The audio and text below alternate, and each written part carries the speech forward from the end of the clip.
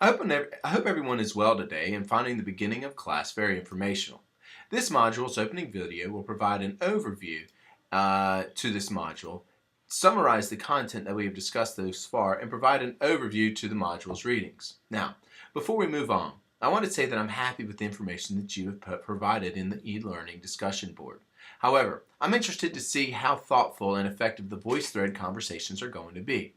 Remember, all I ask is that you work with me on this. I believe you will find it to be more engaging and less tedious than your traditional discussion board postings.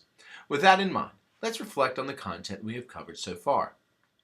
As I think about this content, and I think about y'all's responses to discussion board postings, I find it interesting that we have already jumped into a few different populations or are beginning to see similarities and differences between these groups.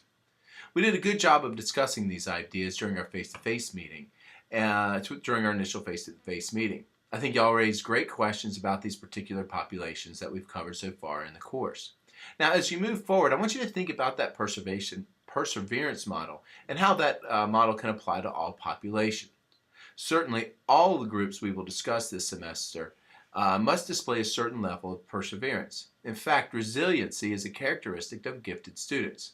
However, the question that you need to ask yourself is resiliency a constant variable across all populations, or do certain populations have to demonstrate higher levels of resiliency? To me, this is one of the biggest elements that has been presented thus far, and something for you to consider as the semester moves forward. I'll be interested to read y'all's thoughts on this, and to hear your conversations around this subject. Another area of interest to me, based on the information that has been presented thus far, are the cultural variables that these individual special populations have and the importance of looking at those as we try to identify giftedness within each of these populations. This is a key focus for you, or this should be a key focus for you as you read the remainder of the content, and it's something you should consider when thinking about somebody as, say, gifted girls and highly gifted, although we will not read those chapters for another module or two. But even in populations along those lines, how are different populations and how are different populations unique, and how do we go about identifying giftedness within any of the special populations? As you get ready for Module 3's readings, I would like you to begin with Chapter 15 and then move to Chapters 1 and 4. Based on the information that we have read and the lessons we have learned so far, it's important to think about the misdiagnosis of culturally diverse students. Consider the following questions as you read Chapter 15. First, why does disproportionality exist? It's something that we are trying to tackle here in Alabama and work through. What factors do evaluators of culturally diverse students have on the identification of these special populations? And think about the unique situation with which Alabama finds itself in.